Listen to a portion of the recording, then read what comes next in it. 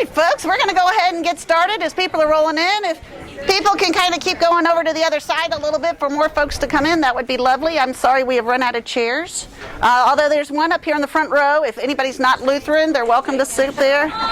So one more there. There's a little one here. So, yeah, somebody can claim the easy chair. That's pretty nice. So I am Karen Tripp. First, I want to explain why it's a different title than the one that you have. The way that you get selected to be a speaker here at Best Practices is by the titles, right? You guys end up registering and you get to look through all the titles of what the speakers, the topics are, and you pick out what you want. And the ones that get voted the most end up getting selected. So this one got selected, but I knew this was not the greatest title. So I made it Volunteerism, the secret weapon to church growth. And you have to say it like that. So if you're sharing this with anybody, you got to make sure you say it with that. One little housekeeping thing, more my housekeeping thing than yours.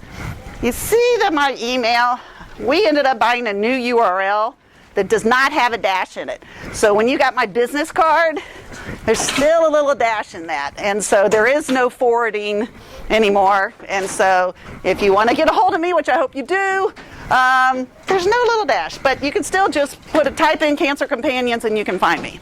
So if you're going to Google and all. So welcome. We're so glad you guys are here. And we're going to spend some time getting going. I guess I'll give a few minutes for folks to settle in. Come on down. Da da da da da da da. And look at this. How cool is this thing? Look, it's even got a laser. Look at that. This is a high-class place. I just want you guys to know. Okay, I probably should go ahead and roll. So, instead of doing let me talk about volunteerism at first. My background is I am a licensed marriage and family therapist. And 12 years ago, I ended up starting a ministry called Cancer Companions. Of course, I'll be talking about that a little bit, but the reason why I'm talking about volunteerism is because what we do is we start volunteer teams in churches. So over the 12 years, we've learned a few things, all of them the hard way. And so I want to share with you some of the things that I have learned about volunteerism in churches and ways for you to be able to accommodate with some of that knowledge that hopefully our experience has gotten. So the first thing I want to talk about is this idea, is it worth my time? You know, I mean, let's be honest. You know, the reason why I have more than 35 people, we had 35 chairs that are showing up for this, is because it's like we know we got to do the volunteer thing. You know, there's really not a choice in churches to do volunteers. If you go and you read the scripture, it certainly says we're supposed to be doing volunteerism, servant leadership, et cetera, right? And yet, at the same time, sometimes it can be so difficult. And so we're going to start off, first of all, with you just turning to the person next to you, hopefully someone you don't necessarily know, and just saying this. Give me one of each. We're going to do it quick. One reason not to have volunteers, teams to work with, and one reason to have volunteers to work with. I'm going to give you 2 minutes. On your mark, set, go.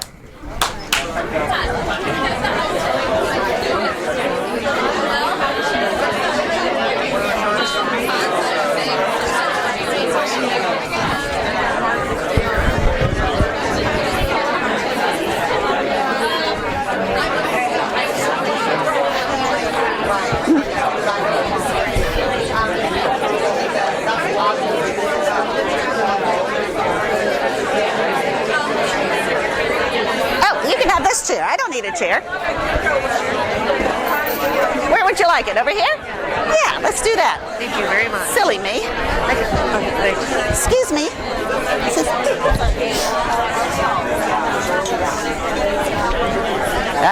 Coming late was smart. You got a good chair.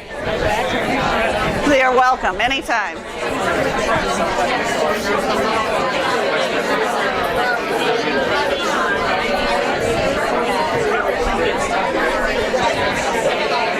One more minute.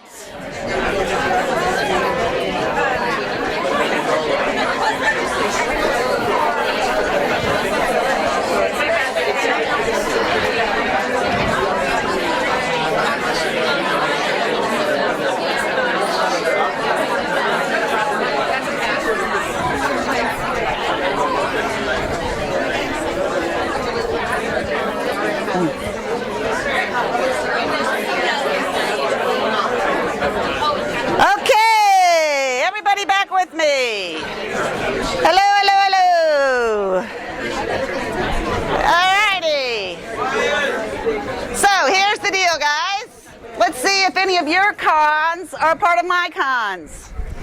They are hard to find. Raise your hand if you think volunteers are hard to find. It's the same people doing all the work. Yes. It's easier if a staff person does the work. They are often too difficult to work with. Not the amen. I got a hallelujah in the back. Okay. They are unreliable. Yes. They take more effort than they're worth. Ouch. Pros. Oh, my church doesn't like to volunteer. And usually when people say that to me, it's not the people in my church. It's the church. The church that I'm in doesn't do the volunteer thing. So let's keep going. Volunteers are powerful tools for growing your church. That is really, really, really, really true. And I'm going to show you guys some statistics. I did. I said all the things you told me to say too. Is it going? I don't know. Is it going? I don't know. It is. It's going. You're doing good. Get out of here. So, yeah. Excellent. Yeah, I'll rent him out. Okay, so volunteers are powerful tools. Let's stop and think about this. Growth. We don't usually think about asking somebody to be a greeter is somehow or going to equate to church growth. And yet, let me tell you more about how to do these. I forgot these 3 are in here. So, how do we end up trying to be able to make these cons go away? So we're going to talk about that in all kinds of different ways today. So I'm going to give you just kind of the synopsis to start off with. First of all, volunteers have to be asked, just not informed. If you are just sticking it in a bulletin or putting it on a slide or sticking it in if you got a weekly email from your pastor and you're informing people, hey, we need more greeters. Hey, we need folks to be able to help with landscaping. Hey, we need people to shovel the walks. You are informing people. All right? And so here's a concept I want you to have that's really, really true, and it does not matter how big or small your church is.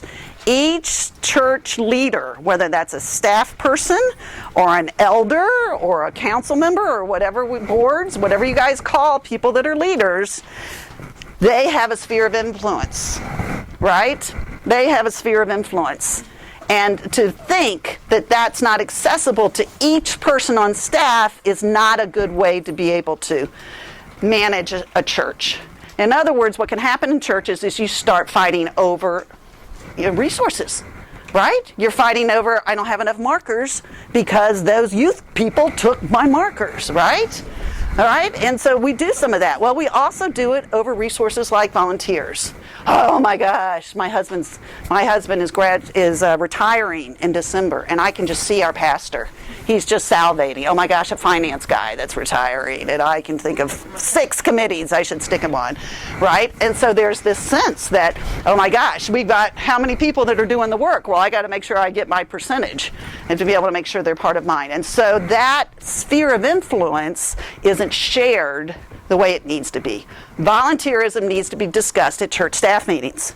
You need to sit at board meetings. You need to sit at council meetings. And you need to ask the question, who do you know? Who do you know who just would think shoveling a walk was a great way for them to be able to share their love of God? Who do you know? Who do you know? Who do you know? Right? That search for volunteerism is not something that should be an individual effort. It should be a leadership effort where we share our volunteers. Because you know what? She is so sick of doing second grade Sunday school, I just cannot even tell you. But man, she would love to be the one that sets up communion and be that communion person, because those second graders have made her nuts. But she doesn't know how to step away from that, right? And so are we going to give people choices, of when they burn out on a volunteer role and they're ready for something new and fresh? Or do they leave the church to get away from it? That's true. That's not a false thing. People will leave the church to be able to leave a volunteer role. And so we have to find a way that we are asking them, which means you know them. Now it may be, hey, second grade teacher, the gal that's in charge on staff, that's in charge of Sunday school, really thought that maybe you might be awesome with doing the communion stuff once a month for us and heading up that team for us. Does that sound like something you're interested in? or not. It's all good. Be a second grade teacher if that's it too. But it's all right for us to share one another's contacts and interactions. Okay? And so that's an important person. Sometimes larger churches will find somebody that's like they're the person to do that. Like, you're in charge of new members.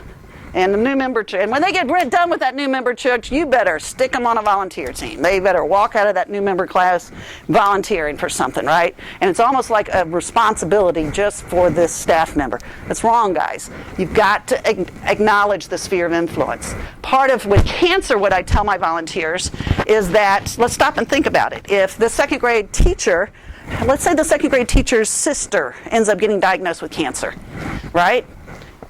Does she end up calling up the pastoral care people and telling them?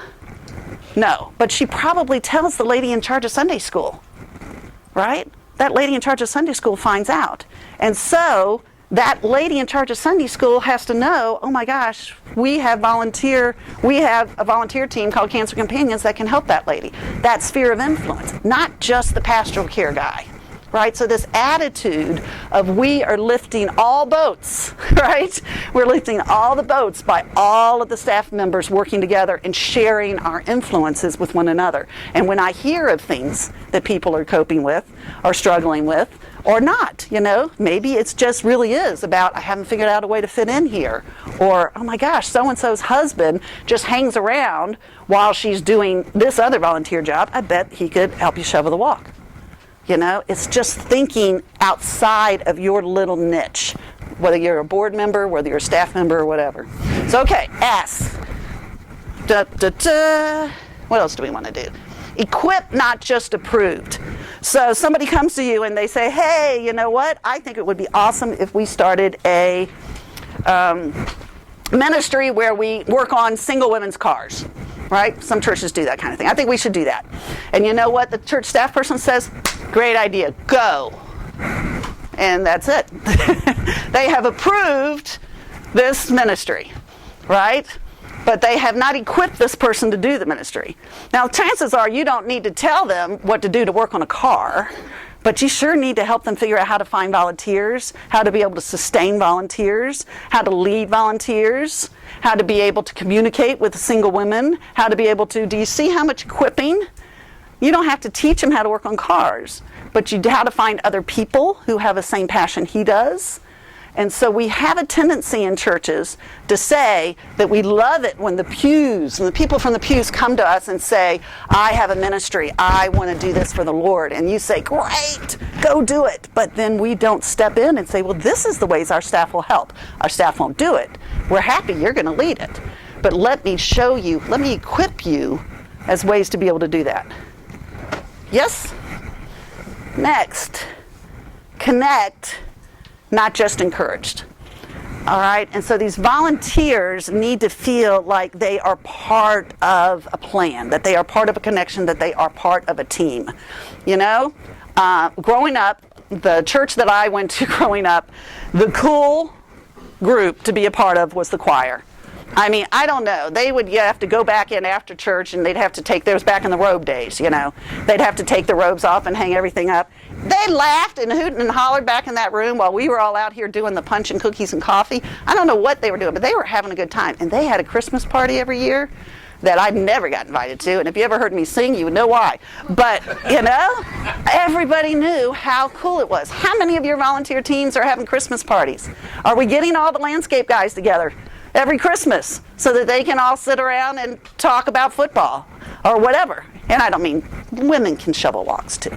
So, but are your volunteer teams friends? When I ended up being a marriage and family therapist working with a truant that was a teenager, you know what I knew? The number one issue I had to overcome was that they had to want to go to school to see their friends. It was not about figuring out their math grade. It was not about figuring out a mean teacher. It was that they were not connected enough. They were not connected enough at school for them to go anyway because I got to see my friends. Now, they're not thinking that, but that's what they're doing, aren't they?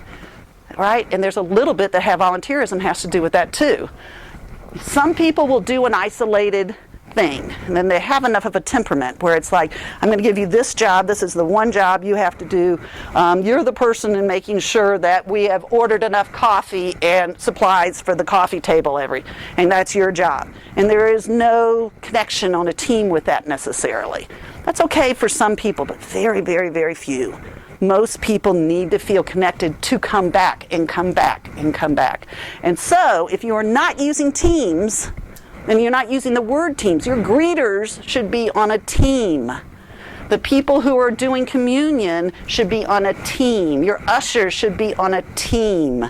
Everybody should have some kind of sense that my volunteers are connected. And then it relieves some of the pressure too, doesn't it? Because you know what?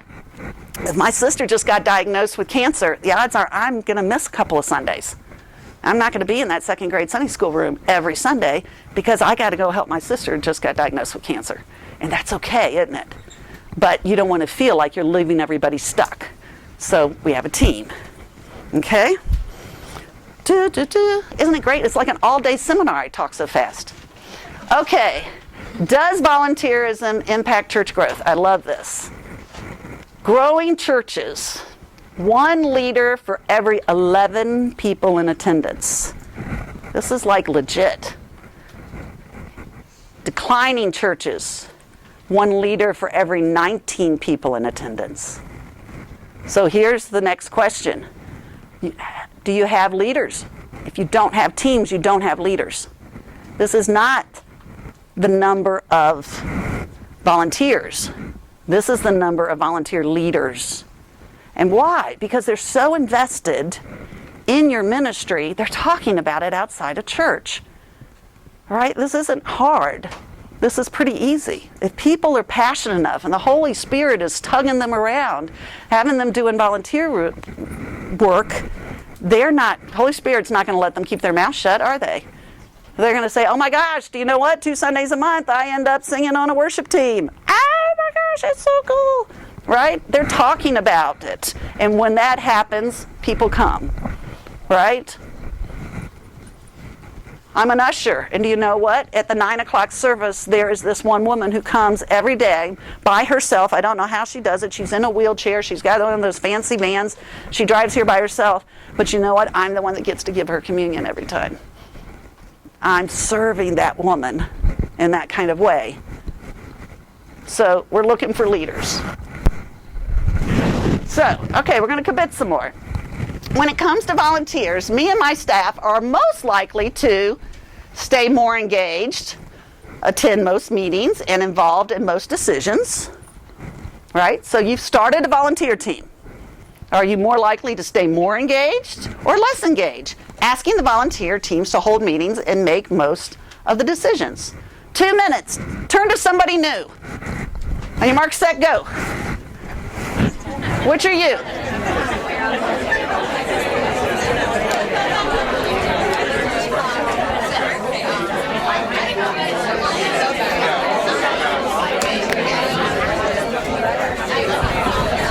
Thanks.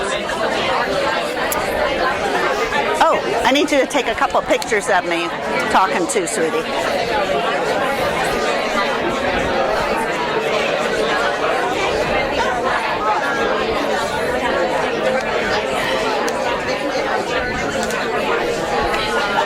Technology working for you? Yeah. Yeah, if you want to take a picture of me so you can see the crowd too, that'd be great too.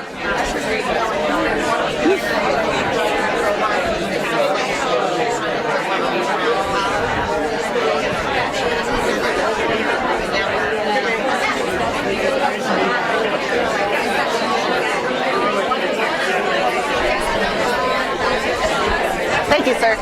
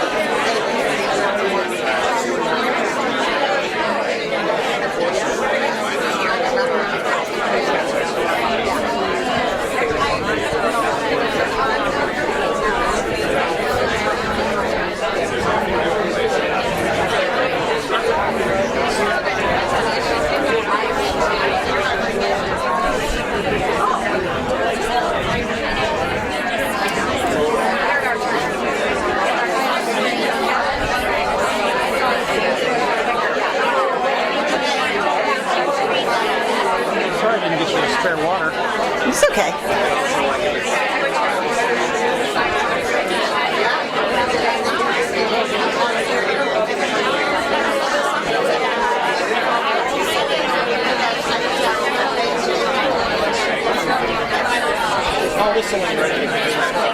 Okay.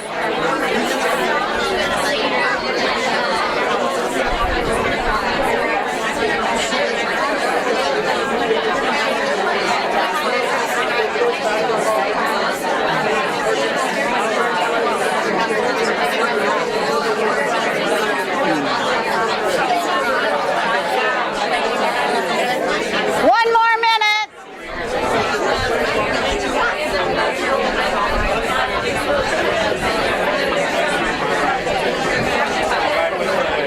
Kelly, if it gets too hot, we probably should prop the door. I'm sweating, but you know me. Okay. I don't know. I'd leave it in your hands. Whatever you think is best. It is going to heat up. Okay. Okie dokie, okie dokie. Hello. All right, here we go. We're going to do a show of hands. Yes, ma'am. Did you have a question first? How important is it to pray before you engage upon asking people to be a volunteer? Very important. Let me get to that when we get a little more into the how-tos. Don't let me forget. So, I'm going to want you to raise your hands for which one. You cannot raise your hand for both. All right? So, stay more engaged. Stay less engaged. Okay, guys. I'm away on the less engaged side. So let's talk about that. It sounds, those of you that are the more engaged are going, oh, Karen, I don't know. You don't know these volunteers. You don't know. You don't want to let them loose like that. There's no telling, Karen, what might end up happening. Early Cancer Companion, 10 years ago maybe, we started our very first church in North Carolina, was in Raleigh, and the pastor there turned to me and he's like, Karen, I love this. We're going to do it. It's absolutely. He's like, but give me a little time. He's like, I've got to find the volunteers. I got to find the people who are going to do this. And he says to me, Karen, I'm not going to wake up every morning thinking about this ministry and thinking about what I'm going to do for the folks with cancer. He's like, but I'm going to find some people that that's how they're going to feel about this and that that's what they're going to want to do. These ministries deserve to have somebody that has a heart for that ministry. Right? They're called. They're called. And they're equipped. That's what we do with volunteers, is we try to recognize the calling. A lot of times when I'm approaching churches about it and they're like, volunteers, Karen, I don't know how I'm going to find volunteers that want to help out with cancer stuff. And I'm like, God's probably already told them. It's amazing how many people say to me, I always knew during my cancer journey, God wanted me to do something with this. I just never knew what. And we became the what, right? People with musical talents. People that, I'm a people person. I love talking to people, right? I'm a greeter. I'm the person at the coffee table. There's a calling that comes. Now, my personal opinion, and I know that this is debatable, is that it's not about spiritual gifts. I have a kind of feeling about spiritual gift inventories. I can honestly tell you God very, very called me to do this ministry. Very clearly called me to do this ministry. I can also tell you that there's absolutely nothing about me that equips me to be able to have done a cancer ministry. I'm not a cancer survivor. I'm not a pastor's wife. I don't play the organ. I was just like, what in the world? I'm a licensed marriage and family therapist. You got to run a business to run a nonprofit. Seriously, this is not a joke. When I first started, I bought, marketing for dummies, Salesforce for dummies, website building for dummies. This is the way I built my ministry. God was not calling me to my strengths. There was nothing about my strengths. Every time I turn around, I don't even want to tell you all the weird things I'm having to learn about right now in trying to be able to build the ministry, because it's all, to me, about our weaknesses. And to me, that's very scriptural. Is that it's through our weaknesses that he calls us to go and do things, so that people look at it and they say, oh yeah, there's no way Karen pulled that off. Oh my gosh, look at that budget balanced. We know Karen doesn't even know how to balance her checkbook. So, right? And so that whole idea that we're not necessarily looking just for this niche. We're looking for a calling, right? We're inviting people to share their callings with us. And so, not that I have a buff about finding out what their sweet spots are, but my experience is that God's not, I don't know that scripturally God calls you to sweet spots. Moses, Gideon, should we get Joseph? Should we keep going through? Were any of these guys saying, oh, wow, this is what I feel I'm chosen to be able to do. Let me go do this, Lord. He says, yeah, no. Jonah, we can keep going on and on. And so that whole idea of just finding those callings for people rather than trying to find something that's so sweet for them, right? And so that's something I just want you to kind of struggle with in your head. If the pattern your church has set up has been about personality tests and spiritual gifts tests and inventories and things, you might want to step back away from that, because you may see that it's really not working. When people are stretched, they see God using them. When you're doing everything that you're confident in doing, it's harder to see God's work with you, isn't it? So you need to think about that a little bit in terms of your volunteerism. So having said that, that kind of goes back to this less engaged thing. These people are waking up in the morning thinking about this, maybe not every morning, but more mornings than staff people are. Staff people have a lot of things to think about, right? And so I'm not saying you disengage from them, but what you do is you get a leader.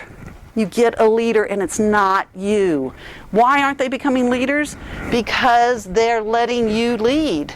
They're letting the staff person or the board member or the whatever be the person that's in charge and making the decisions, and so they don't even have to make the decisions. And so giving them space and parameters to do that becomes really, really important. So consider it. My suggestion is that you get a leader and you meet with the leader, right? And you find out from the leader how their meetings are going. You find out from the leader whether the group is squabbling with each other. You find out from the leader what's going on. And then you coach the leader about managing it. You don't have to be the one to handle every squabble and every unreliable volunteer and everything, right? Yes, sir. I'm looking at this and maybe I missed something. I think this pertains just as much for pastors. It also would be like I'm a ministry team. I'm also an elder. I think that model can just spill right on down until you literally have everybody involved in the church. Exactly. It's like everybody becomes a leader of something. Like the body of Christ. Crazy. Exactly. And that's what, and it really does. It really takes a leadership mentality of letting go. There's a pastor, I'm not going to say his name because you guys might know him because he's a Lutheran pastor, but another pastor told me, because you guys know how you talk, and he said, he says he leads by incompetence. He just goes around and keeps telling people, I don't know how to do that. We're going to find somebody, I don't know how to do that. Whereas my pastor at the time, he would come over here, it was a small church, he would play the organ while we were doing it, then he'd come over here and he would preach, and then he would come over, literally, he was like this one-man show every Sunday morning, literally. And I'm like, why didn't you just say, I don't know how to play the organ, and I don't know how to lead people in song, right? Somebody would end up stepping up. But yeah, so incompetence, write that down, that's important. So, but I love that, leading through incompetence. And who knows what the guy's capable of doing? We may never find out. But my guess is he builds good leaders. So anyway, so this is a little bit about us, just to kind of give you an idea of what I know about building them. Yeah, so we have over 400 volunteers, 63 volunteer teams in 24 states. No one is allowed to do this if they're not on a team. We started having people that would just call up and say, hey, I want to be able to be a cancer prayer partner, and so we started virtual teams for them because they weren't connected with the church. But everybody's on a team. And honestly, would you want to keep talking with people with cancer without having somebody else to talk to about it? Right? A lot of the volunteers, gosh, I've run into volunteers that have done grief groups for a decade. Do you really think that person is still good at running that grief group after a decade, after hearing that many stories over and over and over? Right? And yet, you got to really be sensitive to a little bit to how much support. But what if they had a team that was running that grief group, and they were doing it every other session and somebody else was doing the other one, so that it wasn't quite such a burden? So take a look a little bit at the places you're not having teams right now. So, why do people volunteer? My opinion, it is significance, right? They don't do it because, it's a way to help the church out. They don't do it because you need help, right? Darn, right?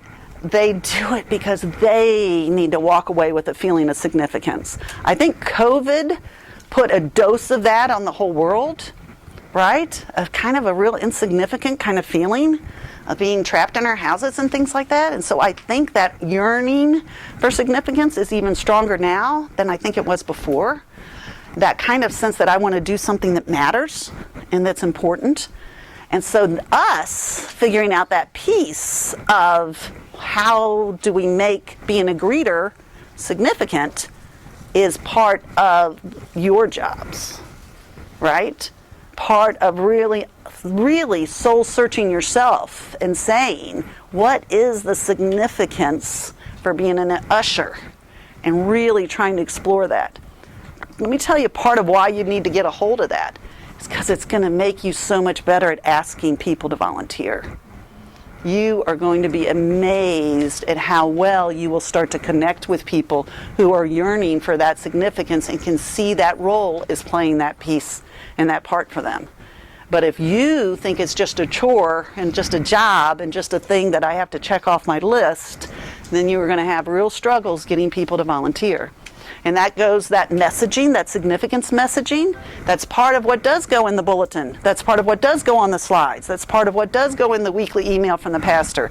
Any of that informing, and you still have to inform, all that informing is still true, has to have messages of significance. Not we need more, Sunday school teachers, but oh my gosh, look at these children.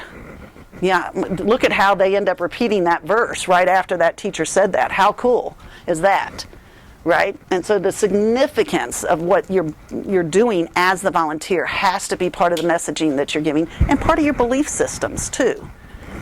Okay? So let's keep looking. Parable. Okay, so we're going to go through the Karen version of the parable of the worker in the vineyard. So, Karen's synopsis. All right, for the kingdom of heaven is like a landowner who went out early in the morning to hire his workers for his vineyard. He agreed to pay them a denarius for the day and sent them into his vineyard. About 9 in the morning, he did the same thing. He went out again about noon, he did the same thing. You see, if I could have written scripture. 3 in the afternoon, did the same thing. About 5 in the afternoon, did the same thing. When evening comes, the owner of the vineyard said to the foreman, call the workers and pay them their wages. Grumbles. These who are hired last worked only 1 hour, they said, and you have made them equal to us who have borne the burden of the work in the heat of the day. But, he answered one of them, I am not being unfair to you, friend. Didn't you agree to work for a denarius? Take your pay and go. So the last will be first and the first will be last. And of course, this is the preaching point, right? So this last piece is the part that we end up hearing pastors, and this is the way we think of this. Well, one day I'm kind of clugging along, reading through this, and it kind of starts to dawn on me, it's a little bit about volunteerism, isn't it now? Right? We're getting these volunteers, and they're showing up throughout the day. So this guy, and the grumbles, is the one I want to talk about, right? They're grumbling about the fact that they didn't get paid. So here, let's ask a couple of questions here. Why are the harvest workers jealous of the market people? What do you think? Somebody raise your hand. Somebody answer for me. Why are the harvest workers that have been there since 9 a.m., they've been working all day, they're jealous, right? I mean, it's not a stretch of scripture. They're jealous of the fact that that guy worked for an hour and he got paid for only an hour. So why are they jealous? Absolutely they are. So, will you be happier when you're in the market, not working, or when you're in the harvest working? Because we've always done it this way. We can't change it. Yeah. The focus is on themselves instead of the project or the end result of harvesting. I think this is the piece that has to do with our hearts when we are asking people to volunteer. If we think we're snatching people out of the marketplace where they are partying down and having a great, great time and they need to get home to watch that football game, right? And I'm asking them to do something other than hang out in the marketplace, then, that's a hard thing to ask them not to. But if I'm like, what are you people doing in the marketplace? Are you idiots? That is nothing compared to working on the harvest. You think you're having a better life? You think you're having more significance? You think you're feeling enriched and thriving and connected and part of more than just you because you're hanging out in the marketplace? Well, go hang out in the marketplace. But if you want to come join the harvest workers and be part of the harvest for the master, I've got some good times waiting for you. This is incredible. This is incredible. You need to come get out of that stupid marketplace and come over here, right? So that's what I put down as the big question. When you ask people to volunteer, do you feel like you are pulling them away from their life in the market, or are you inviting them to the joys of bringing in the harvest? Significance, right? Significance. You know, when I think about it too, you think about it, and the master, it's almost as though there's a piece of me that it's like, was it really about the harvest? You know?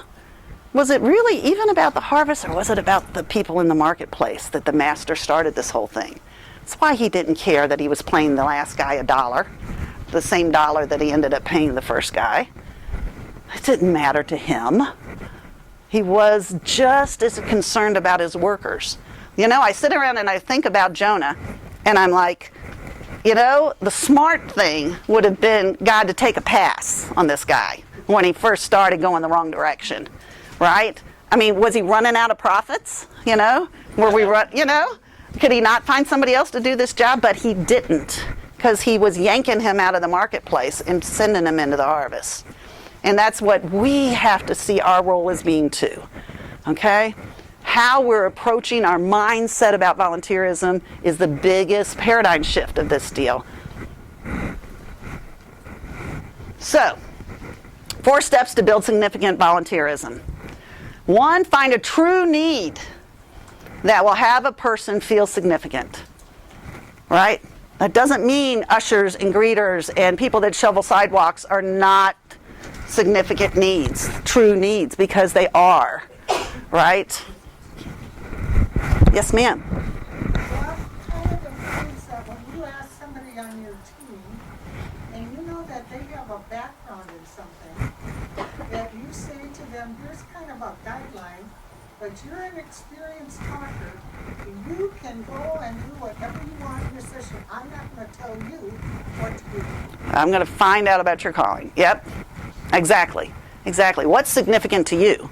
But it also has to do with us perceiving the things we're asking them to do as significant, not chores, not just volunteer roles, right? But I'm asking them to build significant into their life. I'm inviting them away from the marketplace and into the harvest. And you know, the people that started harvesting earlier were getting more out of it. So the sooner we're asking them, the better, right? So, true significance. Find teams of 3 and let them find the leaders. We ran into this over and over and over and over, and I know this does not sound kosher. I don't know anybody else that says this other than me. But don't go find a leader first. You know, if you're going to start a new thing, don't go out and say, okay, we're going to start to have greeters. Now I got to go find somebody to be the team leader, and then we can start to have greeters. No. It is very hard to find somebody that's going to own that kind of responsibility, especially if they are, it's a brand new thing and I don't even know what I'm getting into, right? So what you do is you find 3 people just to start. I'm going to find these 3 people and you say to them, hey, would you come be on the team? Would you be on the team? Would you be on the team? Would you be on the team? You get 3 people that say yes. You put them in a room together and have them start working on how this team is going to work and operate, and what do they need, and how many people are we going to need, and what's it going to look like, and what do I need from the staff, and how do we let people know? And those 3 people in the room, and guess what happens by the time they walk out? You know who the leader is. They popped up. Now you may be in that room helping to facilitate that, which is great, right? That's back to that a little bit engaged. We're some engaged. We're less engaged. So being part of, hey, let me tell you how, and facilitating that, but you'll see the leader pop up out of the three of them. Everybody in the room will know who the leader is, as long as you're not the leader in the room, though, right? You're facilitating in that room for the three of them to decide how they want to lead their team. Okay? Equip them. It goes back to that stuff that I was talking about earlier. Don't just equip them. You need to equip them for both. You know, Cancer Companions, you know, there are trainings that we end up having our volunteers go through because you need to be equipped before you're walking into a room or making those weekly phone calls with somebody that's coping with cancer. You need to know a little bit about what you're walking into, how to be able to cope and handle that. You need materials, which are some of the things I handed you guys today, that you can use while I'm talking to them, right? I need to be able to be equipped. And so that becomes important too. And also equipping them about this is the way the church staff helps teams. This is what we're not going to do. We're not going to lead it for you. We will assist you to find more volunteers to be part of your team. We're not going to do it for you. And so the clarity, but you know what we are going to do? We're going to print things and stick them in the bulletin, or we're going to put a slide up, or we're going to make it an announcement. Other that I had another church teach me, which is so true that I didn't know, the informing, the let's tell everybody we need more greeters, you got to do it 3 Sundays in a row. If you're not already doing it 3 Sundays in a row, you need to do it 3 Sundays in a row. You cannot announce things once, especially in these day and times where people are not coming every week anymore, right? So, equip them, and then, going back to my other thing, you step back. You become less engaged, right? You go find these leaders. You determine the significance. You look for the people that feel that significance in their lives. You find 3 of them. From that, you facilitate them until they find their leader. You equip them, and then you step back. Yes, sir? You equip them. You equip the 3. The 3. I would at this stage, and I don't have a problem with teams having 3 leaders. You know, we don't necessarily have to nail the one person either. You know, you can take leadership for most teams and split it up among 3 people pretty easily. You know, and so you don't have to have the one. 2s are not bad either. You know, in terms of leaders for teams. So, okay. All right, let's give this a try. I'm going to give you guys a good 10 minutes for this one. I want you to pick one volunteer role at your church. Just one. And then I want you to start to brainstorm with your other folks on 3 ways you can end up bringing significance to the volunteer's life. What are the 3 things, right? Well, what are the significance that you're going to walk away from by doing this role? How are you making an impact in the kingdom? How are you making an impact in that person's life? How are you making an impact for the church? How are you making an impact? How is your one volunteer role making such a difference? And then you can even start to kind of think about what's the message, you know? So then what's the slide say? What's the bulletin insert say about what you're looking for?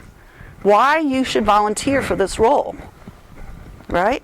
What's the message that you want to give people when you're inviting them to come and be a volunteer? Okay. All right. Because we're all knees to nose, let's just keep doing 2s, I think. You can go back to your original 2 or your last 2 or whatever. There's a few people in the room that are getting left out when we do this. And so if you look around and see if you need to make a 3 so that nobody gets left out. And like I said, I'm going to give you a good 10 minutes. If anybody is like sweating like a hog and you want to step out into the hallway, you will not hurt my feelings, and we'll come get you when it's time to come back. So, on your mark, set, go.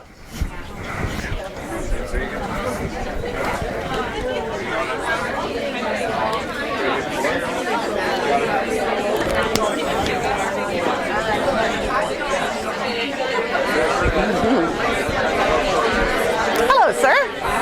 Sitting in the back, so I don't hear you too well, or you're on hearing aids. But I think you used the term called one time. Called. Maybe you did. Maybe I missed. Anyway, let me tell you what I was going to say. Sure. I served a rather large inner city congregation. For an inner city, it was very large. Wow. And we had 70 small groups in that church, of all things. This was before I was called to the district, to be district president, Southeastern District. And we would honor the volunteers once a year, have my name, have them come up front, you know, and people that actually signed up for different ministries within the church. That's one way we honored them. Good. And then I personally stopped using the term volunteer. I didn't want to say this to the whole group because I didn't want to upset anything you said. No, it's good. Because I believe in volunteers. I'm not saying I don't. You just found a better word. I just used the word called. For I instance, you see. mentioned Called. Jonah, you know, he was called to Nineveh. Yes. Well, he had a little Called, problem yes. along the way, but God continued to call him. Right. And God called Abraham. He didn't ask for a volunteer. He called him. Right. And Jesus didn't ask the disciples to volunteer either. Nice. He called them. Nice. So I picked up on that. And what I would do is I would take a grandfather, for example, into a fifth grade classroom, grandfather of somebody in that classroom. I said, you know, John, this classroom really needs painting. And, oh yeah, Pastor, it really does. You know, John, I really believe that God is calling you to lead a group to paint this classroom. And you know, how are you going to turn God down? Right. You know? That's awesome. And I believe God wants you to find some people to help you do it. That's perfect. So I use that kind of... Over and over. I don't know if you... No, that's great. That was wonderful. I'm going to ask you to share that with the group when we get back together. Is that all right? Okay. Thank you, sir.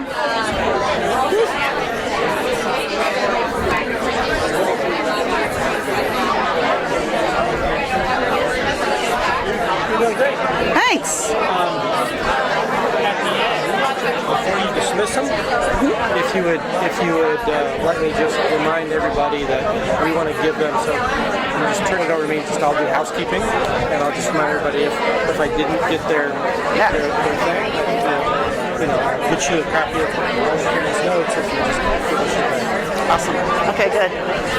Awesome. Well, you don't have to do any housekeeping. Okay.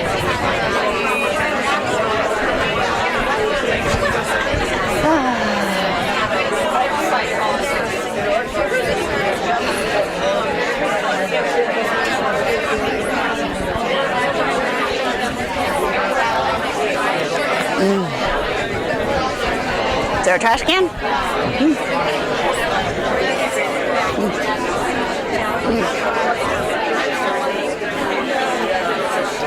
When are you going to tell them about the... Just before the video.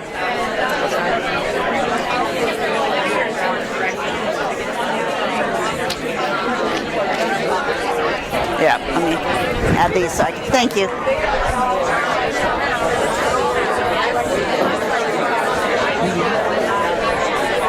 Opening the door was a good call. It's better. What's that? Opening the door was a good call. Yeah, yeah, it feels a lot better.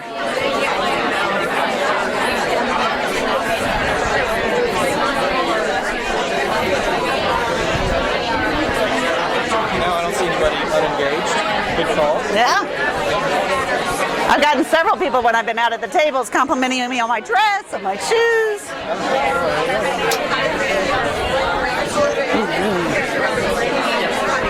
I'll have to send that picture to Patty.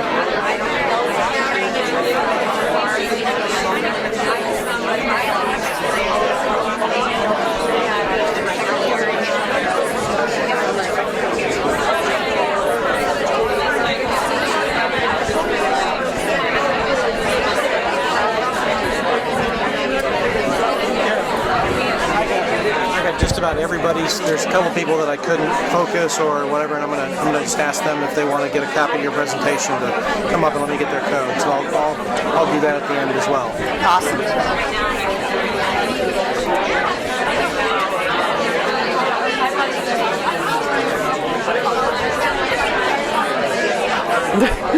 What's weird? It just changed slides all by itself. Oh, yeah. But let's try this.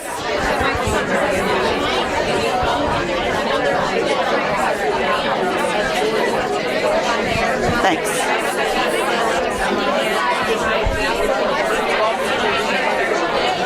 Okay, guys, welcome back. Welcome back. Woo! Welcome back. Woo!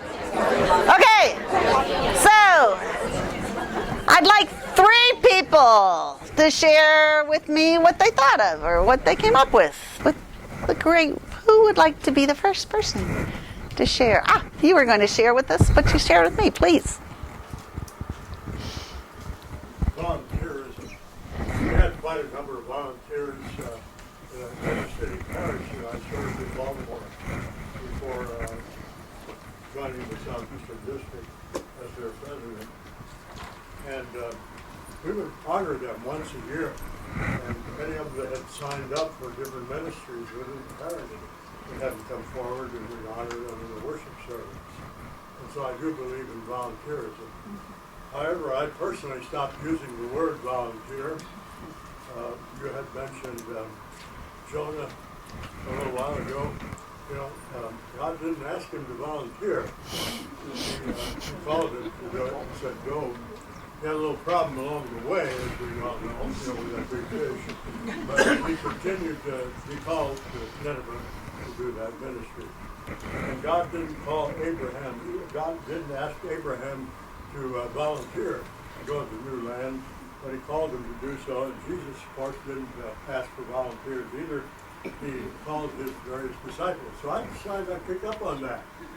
And I'd take a grandfather, for example, into the 5th grade, I don't know what grade this is, but 5th grade classroom of our school. And I'd say, you know, John, this classroom really does need painting. And of course, he would agree with me, you know, the grandchildren in there, and it looks terrible. And you know what, John? I honestly believe that God is calling you to lead a group to paint this classroom. And my God, it worked just about every time. I mean, I can turn down God. Exactly. I honestly believe that God calling him to do that. He was the logical one to do it. All right. And as a result of that kind of ministry, we ended up in that inner city parish again with 70 small groups. And the small groups, to me, are the key to the growth of churches these days. Mm-hmm. And because it involves people outside the church as well. You know, if you have a painting group, oftentimes have others coming in. Yeah. So, thank you, sir. Very much. Thank you for sharing. Yes. Can I say, though, does it work when you're the pastor and you say that God calls versus when you're the lay leader? I would use the word ask. I would ask them, do you think God has called you to do this? But I think anybody can say that. Yes, sir. Trinity Lutheran Church in Fountain Hills, Arizona, and we don't call them volunteers. We're trying to move our congregation from consumers to contributors. So our one volunteer project, I'm head of the ministry team now, and we decided to support La Mesa, which means the table, and it's a ministry down supported by Christ Greenfield Church, and they have a multitude of ministries within that. They feed the people every Tuesday. They have a clothing ministry, a medical ministry, Financial Peace University, to get people, not a handout, but a hand up, to get them to elevate, to be able to get back into society and feel significant and worth themselves. So my pastor and his wife and I, they took me down there and talk about passing on. He knew if I caught on to it, then I would lead it. So I went back to the ministry team and said, you've got to come down and see this, you're not going to believe it. And it caught fire. So then we go to the congregation, and say, we've got this great idea for you. We need contributors just for clothing and toiletries. Unbelievable response, including one woman who the Sunday before we were going to go down said, I canvassed my whole neighborhood. My SUV is absolutely loaded. What am I going to do? I don't want to have to unpack it. Why don't I just drive down there? Now she's active in the church. Remember that old commercial? So-and-so tells one person, and so on, and so on, and so on, and so on. Your passion for what you do will get all kinds of people to help as soon as you identify what the objective is. And that's to serve Christ for Christ's glory, for God's glory. Yeah, I like contributors. I think that's lovely. Thank you. Absolutely. Yes, ma'am. This isn't a report of what we discussed, it's more of a question that surfaced in our conversation. Sure. Of when you say a smaller church has inadequate volunteers, do you let the program die? For instance, maybe it's okay to let coffee hour die, but do you let Vacation Bible School die? Do you let Sunday school die? Well, no, Sunday school is kind of a command to disciple people, so you get a collection of guilt-ridden volunteers who are obeying the Great Commission, but are exhausted and burned out, Right. just so you don't let big Sunday school die. So I guess all that is to ask the question, if you don't have a volunteer team to carry out a role at your church, do you simply let that program die? I think that's leadership. That's why we're a church. That's why there's the capital C church and the little c church. And that's what your leadership at your church is supposed to guide you for. They need to decide this is what kind of... My belief is that a church needs to be the kind of place in a community where people drive by it and say, that's the place where you can go to pick up food and clothing, or that's the place where you can go if you've got cancer, or that's the place where you can go where. That's the place where you can go where. Everybody in the neighborhood drives by your church and says, that's the place where you can go where. Whatever the outreach is that your leaders end up deciding, this is how we're going to make a mark on this community, that's what you want. And then you want that passion that your leaders start off with that says, this is the kind of church we're going to be. We're going to be the kind of church that people drive by and say, that's the kind of place where, they do this incredible Christmas show. I mean, it could even be that kind of thing. It doesn't matter. But what's going to walk people into your sphere of influence? And, that doesn't have to be your four walls, right? But what's going to grow your sphere of influence? And so that's a trickle-down thing. Right? Now, don't get me wrong. If you've got that person who has been called to do coffee hour, you need to go and nuzzle up with them and sit down and talk about their calling and what was the significance about that, and find another role where they can continue to find that significance. You don't ever go around dissolving volunteer roles without really making sure that you're helping them to come to that next step, because they'll leave your church. If that was their passion and their calling, they will leave your church if you're not taking care of them. They're valuable. I totally agree with you. And one of the questions that I ask, because I get that question a lot, is, should we dissolve this ministry? And one of the questions you need to ask first is, what would Jesus do? Would he dissolve this ministry? Or is it doing what is it helping to build the kingdom? If it's helping to build the kingdom, and it's doing what is part of Jesus' plan for the kingdom, then we can't stop doing it. Well, but we're not all called to do all things. Right. You may be doing the elbow thing, and you're supposed to be doing the wrist. Yeah. And so everything, there can be more than one calling. Right. Yeah.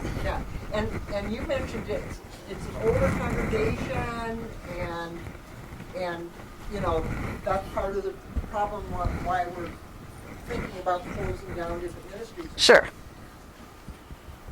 Rather than closing them down and that, look around in terms of what does the community need? Yes. Exactly. Two, who are some of the other churches that we can partner with? Right. If we're in the inner city. Right. And there's suburban churches. Go out out to them and find people out there that can have a passion to do the things that you're doing. That's nice. Start partnering with them.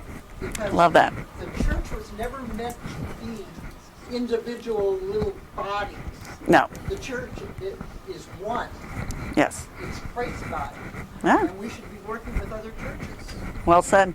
Yes, ma'am. Yeah, so kind of to tie those and with your thing together, so my church, St. John's Decatur, Illinois. So we just kind of went through a big process of actually getting rid of a lot of boards and consolidating them because we were finding we can't find enough volunteers and leaders to make up these things and have them be efficient. And so we kind of started lumping things together. And so Christian ed, youth, and adult ministries all are now discipleship. But I'm wondering with my team, how do I get people to volunteer for that? But one of the big significant factors is you have a chance to be a part of something new at our church. Yeah. And that is one of our big significant parts. They're excited about the newness of it, but they're excited that they get to be a part of that. Yes. And to shape it and to form it and what's this going to be like. And exactly. So lovely. They really like that. Well done. Good. Karen, Yes. in your experience of working with churches, do some churches involved with trying to do too much? Like if you only got 100 people in your congregation, you got 15 projects going on throughout the year, that would kind of burn people out. Has that been your experience? Well, that kind of goes back to what I said before. I think the leadership has to sit down and say, we want to be the church that is known for this. This is our service. This is what we do. Let me add one little aside in here that kind of relates to older churches. One of the things I really find passionately is, churches. When a church has people that are older, the tendency is to feel pressure to go out and find young people. We need families. We need this. And working with cancer folks and cancer volunteers, almost all of my volunteers are over 50, and a majority of them are 60 and 65 and older. And you know who they minister to? People who are 50, 60, and 70 years old. And there's nothing wrong with and having a congregation that's what we do. My gosh, it's Phoenix, we serve that community, and talk about an underserved community. All right, how many churches are kind of saying, okay, well, that traditional service that you love, it's going to be at 6 a.m. and if you can make it, we're going to make it great for you, And so there's ways to look at the strengths that you have, and that's what your leadership needs to be doing, right? This is what we are called to do. This is what we're equipped to do, and maybe it's not Sunday school, but my gosh, could we be the most incredible senior service church in town? And what would that look like? So, and that's prayer, right? And so even from that very get-go of what are we looking for volunteers for, and we're looking for prayers. You're definitely praying about your heart, that I'm not and I do all other kinds of workshops on burnout in the church, right? And some of those issues. And so I get that. That's plays into this, doesn't it? Asking for volunteers when you're like, oh, I'm so sick of asking for volunteers. And so that's the prayer place too, is to get your heart knowing that you're helping people to get into the harvest. It's not nice in the marketplace, even though you think it is, right? The important thing is you remember how great it is in the vineyard. How great it is in the vineyard, because that's what they'll connect to. Okay. All right. So I'm going to teach you a little bit about kind of some of what we use and why. So you guys ended up getting a couple of these. This is a program that we've used. Well, first of all, let me say that part of what is heartbreaking and that we have worked over the 12 years to improve on is we have teams that get started and nobody shows up. And now we're going to go help people, and there's nobody with cancer that's even showing up. And part of what we found out is that because we were setting up groups that were saying, if you've got cancer and you show up at 6 o'clock on Sunday evening, we're going to help you. And that's not necessarily the way to help those folks. And so it kind of went back to the equipping, that we have to find a way to equip folks in such a way that we are taking our volunteers and giving them tools so that they can get to people that they're serving at just the place that they're at. right? And some people with cancer don't want to be in a group. Some people with cancer are not ready to talk about it, et cetera, et cetera. So anyway, this will tell you a little bit about what this tool is, but that's what this little card is. It's our cancer toolbox, which literally is just a link that people end up going to. It's a Google form. There's no app here. It's nothing that fancy. And they just go in and they check off things about cancer that they want to receive materials. What are they struggling with? Okay, it's breast cancer, it's chemotherapy, it's worry, it's stress, it's, radiation. I'm going to check each of these things. Well, we have this giant database full of prayers and devotionals and all this stuff that we've gathered, stories that we've gathered for people, the Christian materials, for folks that are coping with cancer. And they check that list off. We put it into our database. It spits out this incredible report for them that has links to prayers and devotionals and Christian songs and all this stuff for the things they check the box off. So this is a tool. You can see how if you were trying to start a cancer ministry, how helpful this would be, right? The other reason that I'm showing you this video, and it's going to tell you about it, so obviously the video is another tool that they get. But the other piece is that it goes back to years and years ago. I remember somebody telling me that, do you know why they spend so much money on Mercedes commercials? Now, somebody's going to walk in and watch a Mercedes commercial and run down and buy a Mercedes.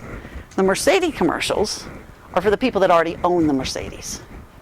Because they're sitting there saying, yeah, look at me when I drive my Mercedes. I look good driving my Mercedes. And so that's a little of this too. When you watch this little short video I'm getting ready to show, have a thought of what if I'm the volunteer and I'm watching this? And how significant do I feel about what I do by watching this thing trying to reach out to people to come and serve? Let me serve them.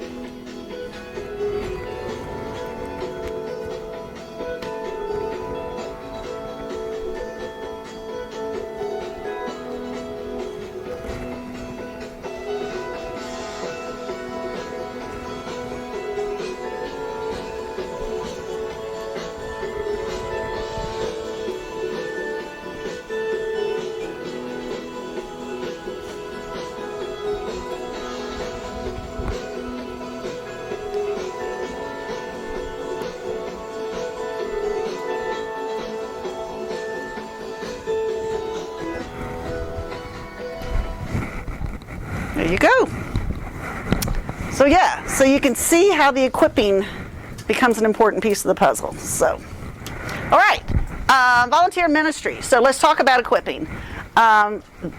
These are the types of programs that are already out there, right? There are national ministries out there similar to mine that are already trying to equip and train your folks for you. You do not have to recreate the wheel. If the wheel's already out there, guys, my suggestion is you go ahead and use it. If you were a part of a leadership team trying to figure out, well, when people drive by, what do I want them to do? This might not be a bad direction to look in because you don't have to figure it all out. It's already been figured out by somebody else, and it's a nationwide movement that's out there. If I really genuinely was in a church and trying to be able to get younger churches, younger families in, this is exactly what I would do. If you're about younger families and you don't have a MOPS program, you're missing out on something. Talk about bringing people from the outside in. And I know why? It's because they have free daycare. right? And so as long as you have volunteers that can provide daycare for kids for 2 hours on a Friday morning, then you have got what it takes to make that happen. And so that's just my tip for the day. Seek your own equipping. Maybe you start a Mom's Day Out program. Once again, getting younger families in. A car safety check for single moms, after school homework places, resume, job search networking. I don't know of national things that have already figured that out, but once again, these people, you can't, even somebody who has a heart for this still needs to be equipped on what to do. Okay? All right. Picture your church Facebook page with post after post of joyful volunteers serving the Lord. Look how happy they are. So, and this will end up, those of you that ended up giving, we're sending the PowerPoint out. Kelly will talk to you about that if you didn't get clicked by our phones. Back to, if some people weren't in the room at the beginning, I mentioned that the business card that you have for me is a little wrong. We've changed our website. There is not a hyphen anymore. So my business card has a hyphen between Cancer and Companions, and that won't get you anywhere. But you can always Google Cancer Companions and find me. The other thing so that's this card, is my business card, that you don't want to use the hyphen. This little piece of paper I wanted to mention to you too. If you want to know a little bit more, obviously, about Cancer Companions, but definitely about how to really build a volunteer team in detail, I'm going to be discussing how we do this with Cancer Companions at a Zoom on Friday afternoon, depending upon where you're at. So it's 4 o'clock Central, which is 5 o'clock Eastern, which is, you can figure out your time zone. But all you need to do, you don't have to sign up for it at all. That is the QR code that you need to be able to go to, would be here or up above it. So, and if you got your little click